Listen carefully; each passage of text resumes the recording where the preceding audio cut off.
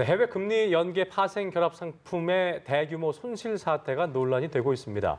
금융감독원은 상품을 판매한 금융사에 대한 현장 조사를 벌여서 불완전 판매 여부를 확인할 계획입니다. 네, 오늘 관련 내용을 강신업 변호사와 함께 알아보도록 하겠습니다. 어서 오십시오. 어서 오세요. 네, 안녕하십니까. 예. 서민들의 가장 큰 관심사라고 한다면 어떻게든 돈을 좀 잘 불릴까, 재테크를 그렇죠. 통해서 어떻게 할까라는 고민을 많이 하실 텐데 그 중에 하나가 이제 뭐 은행 가가지고 주식은 또 이게 운영하기가 쉽지 않기 때문에 은행을 가면은 펀드 상품 같은 것들을 특히나 최근처럼 저금리 시대일 때는 더 권유할 때가 많이 있는데 이번에 보니까 대규모 원금 손실 가능성이 제기된 게 이제 해외 금리 연계형 파생 결합 상품인데요. 좀 말이 어렵습니다. DLF, DLS 어떤 개념인지 먼저 좀 설명 들어볼까요? 일단 좀 쉽게 설명을 해볼게요. 예. 뭐 시간 제약이 있긴 하지만 ELS라는 건 우리가 들어봤죠. 예. ELS라는 것은 Equity Linked Security. 그래서 주가에 연계해서 주가 연동형. 예, 주가 연동 그런 파생 상품입니다. 네. 그래서 주가 연계해가지고 우리 금리 받는 거, 또 수익이 달라지는 네, 네. 이런 것들을 말하죠. DLS라고 하는 것은 이거는 이제 파생 상품인데 주가에 연계하는 게 아니라 네. 여러 가지 예를 들어서 금리라든가 환율이라든가 내지는 뭐 원유값이라든가 네. 여러 가지 다 됩니다. 그런 거에 연계시키는 것을 말합니다. 그래서 DLF는 그런 펀드를 말하는 거고요. DLS는 그런 상품을 말하는 겁니다. 네네. 근데 여기에 이제 지금 투자를 했다는 것인데 이것이 2017년부터 우리나라에 들어오기 시작했는데요. 그 이유가 뭐냐면 간단하게 설명을 드리면 ELS가 말이죠. 네. 그 수익이 잘 안 나기 시작했어요. 이 주가 연계 상품이 말이죠. 그러면서 세계적으로 DLS 바람이 불었거든요. 그래서 세계 투자은행들이 저런 것들을 많이 만들어냈습니다. 그러자 우리나라에서도 저런 것들을 이제 도입하게 됐어요. 그래가지고 저것을 이제 팔게 됐는데 지금 나오는 얘기가 지금 이제 만기가 도래하고 이렇게 되거든요. 물론 과거에도 몇 번 이제 만기가 도래하고 해서 이미 수익을 거둔 사람들은 거뒀습니다. 예. 근데 늘 이제 막차 타는 사람이 문제가 되고 예. 지금까지는 문제가 없다가 아시다시피 그 유럽의 금리가 올라갈 것으로 예상을 했었거든요. 미국이라든지. 네. 근데 경기가 나빠지고 미중 무역 분쟁이라든지 여러 가지 문제가 생기면서 이 금리가 내려가면서 지금 문제가 생기기 시작한 것이다. 일단 여기까지 말씀을 드리고요. 알겠습니다. 예, 네. 이게 최대 손실이 95%까지 예상이 되고 있다고 하니까 정말 엄청난 그렇죠. 거잖아요. 일단 금감원은 모든 과정을 점검하기로 했다고 하는데 글쎄요, 이게 책임자를 이제 뭐 가려야 되는 상황인 건데 이게 책임을 누구한테 있느냐 이걸 어떻게 좀 가려야 되겠습니까? 이 상품을 개발한 것은 증권사입니다. 예, 그리고 이것을 판매한 것은 은행이고요. 그리고서 이걸 운용한 곳은 자산운용사입니다. 자산운용사. 예, 자산운용사가 운용을 했고요. 이렇게 돼 있고 물론 이제 감독 관리 책임은 금감원에 있는 거죠. 예. 그리고 이것을 산 사람들은 소비자입니다. 개인들이죠. 근데 개인들이 89.1%를 샀습니다. 좀 기업들은 여기 관여가 안 됐다는 겁니다, 지금. 이렇게 이제 관계자들은 이렇게 정리를 할 수가 있는데요. 그렇다면 누구의 책임이 가장 크냐? 예. 그리고 과연 이 개인들이 은행을 상대로 내지는 증권이나 자산운용사나 내지는 뭐 국가를 상대로 책임을 물을 수 있겠느냐 예. 이런 것들이 이제 문제가 되는 겁니다. 근데 이런 어떤 파생 상품이라고 하는 것은 기본적으로 위험을 안고 가는 겁니다. 원칙적으로요. 그러니까 하이리스크, 하이리턴. 예, 하이리스크, 예. 하이리턴입니다. 예. 그런데 이것이 과연 그것은 전제가 뭐냐면 충분하게 설명을 해주고 그리고 이것이 가지는 위험성을 알려주고 예. 뭐 그랬을 때는 면책될 수 있겠죠. 그런데 그런 것들을 안 알려준 것을 이제 불완전 판매다 이렇게 얘기를 합니다. 근데 지금 나오는 얘기에 의하면 이 독일 국채 10년물 있거든요. 예. 여기에 연계해가지고 판 상품이 있습니다. 이것이 이제 특히 문제가 되는데요. 아까 앵커께서 얘기할 때 95%까지 손실이 난다고 예. 했잖아요. 바로 그게 그겁니다. 지금 그것이 마이너스 0.69%. 그러니까 100%도 될 수 있는 거잖아요. 원금이 다 싹 다 깔 수도 있는 거예요. 그렇습니다. 지금 현재가 95%고요. 조금만 더 내려가면 100% 마이너스. 그렇죠. 그러니까 원금이 0원이 됩니다. 예. 그것이 이제 이유가 뭐냐면은 간단하게 설명을 드리면 0.25% 마이너스 0.25%까지 금리가 떨어질 때까지는 그 이상이면 말이죠. 무조건 내가 그 원금 받고 그다음에 약정한 수익을 받습니다. 네. 연 한 3, 4% 정도 됩니다. 그렇죠. 연 3, 4%라는 것이 굉장히 큰 겁니다. 지금은 뭐한 금리가 낮기 때문에. 1억으로만 쳐도 굉장히 400만 그렇죠. 원이 넘는 거니까요. 예, 그런데 이것이 마이너스 0.25% 밑으로 떨어지게 되면 그때부터 원금에 손해가 나기 시작합니다. 그래서 마이너스 0.65 이하로 내려가면 0원이 됩니다. 원금이. 근데 지금 16일 현재 마이너스 0.69에 머무르고 있습니다. 그러니까 영원 상태인 거잖아요. 영원 그렇죠? 상태가 된 거죠, 거의. 어. 그런데 지금 만기는 며칠 남았습니다, 아직. 이렇게 된 상태거든요. 그래서 어쨌든 이런 위험이 있다는 것이고, 아까 다시 돌아가면 그럼 누구의 책임이냐? 이거는 산 사람도 잘 알아보고 사야 되겠죠? 네. 보통은 이게 자산가들이 사실은 이런 투자를 하거든요. 그래서 그러니까 개념을 좀 알고 있는 투자한다는 사람들이 말씀이시죠? 합니다. 그래서 무조건 불안전 판매다 이렇게 얘기하는 건 어려운데 예. 문제는 이런 것들을 잘 모르고 은행에 갔더니 거기다 넣어두시지 마시고 이쪽으로 옮기면 원금도 보장되고 큰 돈을 벌 수 있습니다. 아니 뭐 금리를 좀 더 벌 수 있습니다. 이렇게 이제 적극적으로 권고를 하는 경우가 있어요. 은행 네. 직원이. 그랬을 때 이 은퇴한 사람들이 퇴직금 갖고 있다가 내지는 집 살 돈 잠깐 넣어놨다가 그렇죠. 단기적으로 운영하려고 하다가 이렇게 이제 이렇게 좀 손해를 보게 되는 그런 예가 있거든요. 왜 그러냐면 저게 지금 상품이 단기로 움직입니다. 예. 뭐 4개월도 있고 뭐 이렇게 6개월도 그러니까 있고. 몇 년 동안 하는 것이 아니고 그게 아닙니다. 단기로, 3개월, 몇 6개월, 개월로. 9개월, 12개월 이런 식으로 움직입니다. 그러다 보니까 잠깐 넣으려고 했다가 지금 상당히 큰 손해를 보는 사람도 있을 거란 말이죠. 예. 그렇다면 그 사람들에게 충분히 그런 것을 설명했는가 예. 내지는 자격을 가진 사람이 판매를 했는가. 지금 나오는 얘기는 무자격자가 판매를 했다. 뭐 이런 얘기도 나오고 있습니다. 네. 그다음에 또 하나는 이제 모럴 해저드인데요. 이 금리가 마이너스로 내려가면 왜 큰 손해를 볼 수 있다 그랬잖아요. 근데 이 독일 국채물 같은 것이 마이너스로 이미 내려간 상태에서도 이 상품을 계속해서 팔았다는 거예요. 네. 지금 나오는 얘기는. 예. 그렇다면은 위험성이 목전에 다다랐는데도 이것을 팔았다면 더 은행이 책임이 있겠죠. 하여튼 그런 것들을 모두 봐야 되기 때문에 케이스 바이 케이스다. 일단 이렇게 얘기할 수 있는데 어쨌든 지금 얘기하는 것처럼 약 8,200억 정도가 팔렸는데 말이죠. 그 정도에서 50% 넘게 예. 또는 95%까지 손해를 볼 수 있다. 지금 이런 상황입니다. 예, 지금 말씀하신 게 8,200억 가까이 되는 예. 건데 네. 비율을 봤을 때 우리은행이 4천억이 좀 넘고요. 네. 하나은행이 3,800억이니까 여기에서 집중적으로 팔렸거든요. 그렇습니다. 이거는 어떻게 저희가 봐야겠습니까? 그러니까 지금 이제 어떤 은행 같은 경우는요, 이제 좀 위험해지니까 바로 해지를 했어요.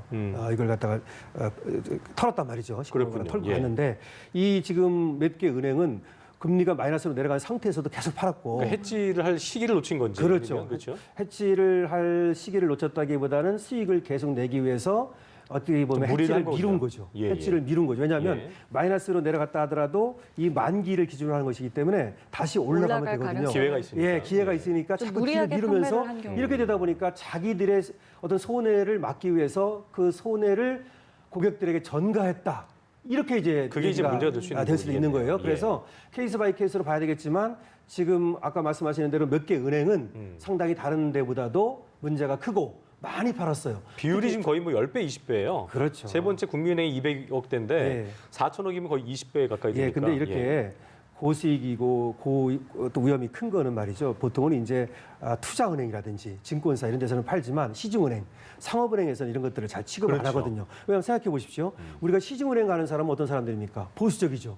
그러니까 금리보다는 내 원금을 지키겠다는 사람이거든요. 예. 근데 그런 사람들한테 소위 꼬드겨가지고 이런 것을 파생 상품에 투자하게 했다면 그거는 상당히 문제가 있는 거고요. 그런데 아까 얘기하신 대로 이거 투자하는 사람들 중에서 소위 잘 아는 사람들이 있어요. 자산가들, 예. 뭐 펀드도 잘 알고 모든 걸 잘 알면서 내가 괜찮아. 그거 다 내가 위험 부담할게. 지금 뭐 미국하고 그다음에 유럽의 금리가 올라가고 있는데 예. 그게 마이너스로 내려가겠어? 상관없어. 이렇게 말했다면 그거는 또 은행이 책임질 거기에 부분이 책임이 있는 아니죠. 거고. 예, 예. 그렇기 예. 때문에 상황에 따라서 다르긴 하지만 어쨌든 시중은행에서 이렇게 고위험 상품을 팔았다는 것은 문제가 있고 여기에 대해서는 금융감독도 어떤 감독 책임을 면할 수 없다. 뭐 이런 얘기도 나오는 겁니다. 그렇군요. 그 예. 변호사님 이야기를 들어보니 만기가 남아있다고 해도 은행 입장에서는 이게 굉장히 좀 위험할 수 있는데 위험 부담을 안고서라도 좀 무리하게 판매를 했을 경우에 투자자는 어쨌든 이것을 사기 위해서는 또 사인을 했을 거 아니에요. 그렇죠. 이럴 경우에는 이게 누구에게 책임이 맞죠. 가는 이 건지 사인 참 같은 건 또 애매할 수 확실하게 있을 것 해놔요. 왜냐하면 예. 나중에 이제 책임질까봐 그런 것들을 그렇죠. 확실히 해놓거든요. 문제는 근데 사인을 했다 하더라도 설명을 하고 그리고 그 상품이 가지는 위험성 같은 것을 인식시켜야 되거든요. 예. 그런데 가장 중요한 부분이거든요. 그렇죠. 그게 아까도 사실. 말했지만 이걸 예. 가지고 전문적으로 하는 만약에 이것이 개인이 아니고 정말 기업이라든지 내지는 또 금융 기업이라든지 이랬다면 문제가 크지 않습니다. 다 알고 한 거니까. 그런데 아까 얘기했듯이 뭐 저 은퇴한 사람이라든지 내지는 뭐 노인분들이라든지 잘 모르는 사람들에게 아 그거 절대 손해볼 일이 없어 이렇게 말했다면 이것이 이제 문제가 큰 거예요. 그런데 어쨌든 그런 식으로 형식상으로는 갖춰놨다 하더라도 예. 그 형식만 가지고 면책되는 것은 아니고 실질적으로 이 투자하는 사람들이 그런 사실을 알고서 투자를 한 것인지 내지는 그냥 시키는 대로 내 사인은 했지만 나는 아무것도 몰랐다. 뭐 이렇게 얘기하는 것이 맞는 것인지 예. 이런 것들은 나중에 만약에 법적으로 가게 된다면 예. 내지는 금감원에서 분쟁 조정 신청을 또 받고 하게 있거든요. 그래서 거기서 이제 분쟁 조정을 하게 되는데 그런 것들은 좀 따져봐야 될 겁니다. 그래서 무자격자가 팔았다든지 마이너스 구간에 진입한 후에도 팔았다든지 네. 설명을 제대로 안 했다면 은행 책임이 좀 많을 것이고 그런 것들을 충분히 설명하고 이 투자자가 그럼에도 불구하고 내가 투자를 했다면 은행이라든지 이 판매사 책임이 적을 것이고 이렇게 얘기할 수는 있겠죠. 이게 일단 뭐 분쟁 조정 신청을 계속 그 신청 네, 건수가 늘고 받고 있다고 있습니다. 하던데 네. 집단 소송을 가게 될 경우에는 지금 말씀드렸던 것처럼 정말 모르고 이렇게 뭐 그냥 큰 돈을 맡긴 경우도 있을 테고 그렇죠. 알면서도 본인이 선택한 경우도 있을 텐데 그렇죠. 그걸 구분하는 게 쉽지 않지 않을까요? 그렇죠. 그거 이제 또 뭐 결국은 녹취다는 것도 아니겠고요. 그 입증 책임이 결국 고객한테 예. 있잖아요. 그러니까 투자자한테 있기 때문에 예. 그 입증을 못 해가지고 결국 손해를 보상을 못 받는 뭐 이런 경우도 있을 수는 있는데요. 아무래도 지금 뭐 기업인지 내지는 개인인지 또 그 개인 중에서도 연령이라든가 투자 경험이라든가 뭐 이런 것들을 다 봐야 될 것이고 그리고 이 투자를 하면서 뭐라고 권유를 했는지 그다음에 자격을 가진 사람이 팔게 됐는지 내지는 금리가 얼마일 때 들어갔는지 하여튼 이런 것들을 전부 다 봐야 되는데요. 그렇기 때문에 소송을 통해서보다는 금감원에서 분쟁 조정을 이제 하거든요. 네. 거기를 통해서 구제를 받는 것이 훨씬 더 좀 용이할 수 있고 효율적이다 이렇게 얘기할 수는 있겠죠. 이게 만약에 이제 입증이 되게 되면은 은행이나 증권사가 배상 책임을 지게 될 텐데 배상 비율을 정하는 기준 같은 게 좀 따로 있습니까? 그건 이제 우리가 키코 사태를 보면 돼요. 예. 키코가 뭐냐면 녹인, 녹아웃. 그러니까 녹다운 할 때 녹입니다. 녹인, 녹아웃. 키코라는 것도 그때 굉장히 많은 그 피해가 있었잖아요. 그때는 근데 기업들이 피해를 본 거예요. 기업들이 피해를 본 거고 개인은 별로 없었는데요.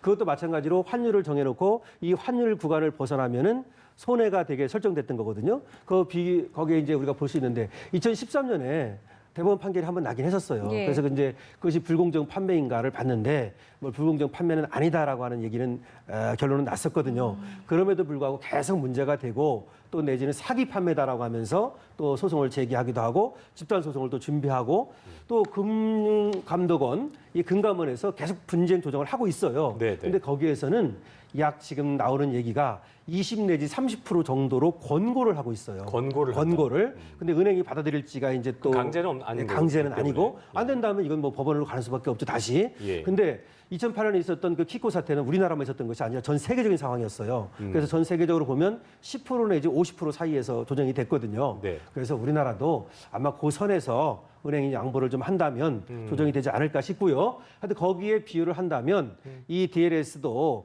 어쩌면 적게는 뭐 20, 30%, 또 혹시 아까 같이 굉장히 그 피해를 당함에 있어서 고객의 어떤 그 잘못이 없는 경우 예. 그런 때는 한 70% 아까 무자격자가 팔았다든지 그렇죠. 내지는 그런 경우는 좀 더 올라간다든지 이렇게 예상은 해볼 수 있습니다. 예. 시청자분들 중에서도 지금 피해를 보신 분들 계실 수 있는데 그런 분들께서는 일단 최선으로 할 수 있는 부분이라는 게 이제 분쟁 조정 신청을 한 게 그게 우선일까요? 최선입니다. 지금 29건이 금감원에 분쟁 조정 신청이 돼 있어요. 그렇다고 그래서 하더라고요. 금감원에서는 두 가지로 투 트랙으로 가고 있는데 하나는 실태 조사, 현장 조사를 통해 가지고 예. 점검을 하겠다. 제대로 설계를 하고 제대로 판매를 한 것인지 은행이라든지 증권사에 모랄 해저드라든가 위법 사항은 없는지 예, 예. 이런 하나고요. 또 하나는 분쟁 조정 신청을 받아가지고 예. 분쟁 조정에 적극적으로 나서겠다. 그러니까 피해자를 이제 구제하기 위한 조치 말이죠. 그렇기 때문에 지금 방송을 듣고 계신 분들 중에서 네. 피해를 보신 분들이 있다면 바로 금감원에 분쟁 조정 신청을 하는 것부터 시작하는 것이 좋겠다. 이렇게 예. 말씀드릴 수 있습니다. 예, 네, 꼭 분쟁 참고를 하시기 조정 바라겠습니다. 신청부터 네. 하는 게 좋겠다라는 조언이셨고요. 네. 자, 다음 주제입니다. 학교 폭력과 관련된 이야기인데요. 학교 폭력의 가해자인 한 여중생이 강제 전학 조치가 불합리하다면서 행정 소송을 냈습니다. 이 결과부터 저희가 좀 얘기를 해볼까요? 결과는 결국 뭐 기각이었어요. 기각이 예, 됐는데요. 이제 학폭이라고 있잖아요. 예. 거기서 통해 가지고 이제 강제 전학 조치를 이제 학교장이 내렸죠. 네, 네. 근데 학교장을 상대로 학생이 강제 전학 조치가 부당하다라고 하면서 그 전학 조치에 취소 소송을 낸 겁니다. 그랬는데 인천지방법원인데요.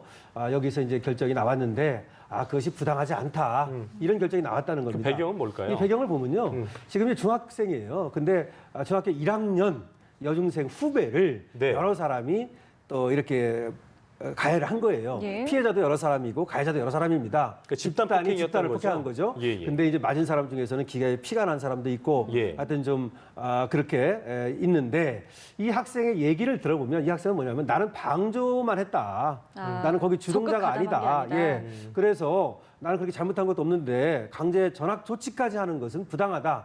물론 이제 학교에서 다른 징계도 받았죠. 근데 강제 전학 조치라고 하는 것은 나의 학습권을 침해하는 게 아니냐. 그다음에 우리 집은 지금 학교에서부터 가까운 데 있는데 다른 데로 전학 가면 집이 멀다. 근데 주거권도 침해하는 게 아니냐. 예. 그다음에 그것이 학생 기록부에 올라간다. 소위. 그러면 내가 나중에 불이익을 당할 거 아니냐.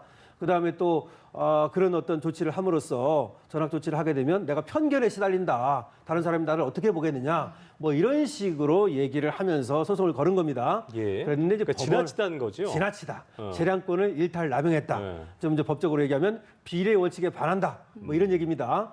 그런데 이제 거기에 대해서 법원이 그것이 재량권을 일탈남용했다고 볼 수가 없다. 왜 그러냐? 이게 중요합니다. 예. 원래 저 학생하고 이제 합의는 됐어요. 합의가 어떤 합의냐면 처벌을 원치 않는다. 이런 합의는 했어요. 그 합의는 했군요. 그러니까 형사처벌 같은 거 말하는 거죠. 근데 그건 처벌을 원치 않는다는 거지. 그 피해 학생이 계속해서 대면하기를 원치 않는데요. 보기를 원치 않는다 이 말입니다. 아. 그러면 그 학생이 전학 안 가고 다시 원래 학교로 돌아오면 봐야 되잖아요. 그렇죠. 대면에 그렇죠. 맨날 마주쳐야 되잖아요. 그러니까 아무래도 강제 전학 조치가 조금 어떻게 보면 심한 측면이 없지 않아 있을 수 있겠지만 그 피해자 학생을 생각할 수밖에 없잖아요. 그렇기 때문에 그런 모든 걸 고려한다면 재량권을 일탈남용했다거나 이것이 비례 원칙을 위반했다 이렇게 볼 수는 없다는 것이 이번 어떤 판결의 취지고요. 어디까지나 가해자보다는 피해자의 피해자를. 편에서 판결한 것입니다. 그렇죠. 그렇기 때문에 여기 지금 예. 방송을 듣고 계시는 시청자라든지 뭐 학생들 마찬가지입니다. 어쩔 수 없이 가해자가 좀 억울한 면이 있다 하더라도 법원에 가도 이 피해자를 고려하지 않을 수 없다. 그러니까 이런 학폭이라든가 이런 것들은 아예 하지 말아야 된다. 처벌 폭력을 안 하면 되는 그렇습니다. 거거든요. 안 하면 되는 예. 겁니다. 그렇습니다. 자, 지금까지 주요 사건 이슈들 강신업 변호사와 자세히 짚어봤습니다. 오늘 말씀 고맙습니다. 네, 고맙습니다. 예.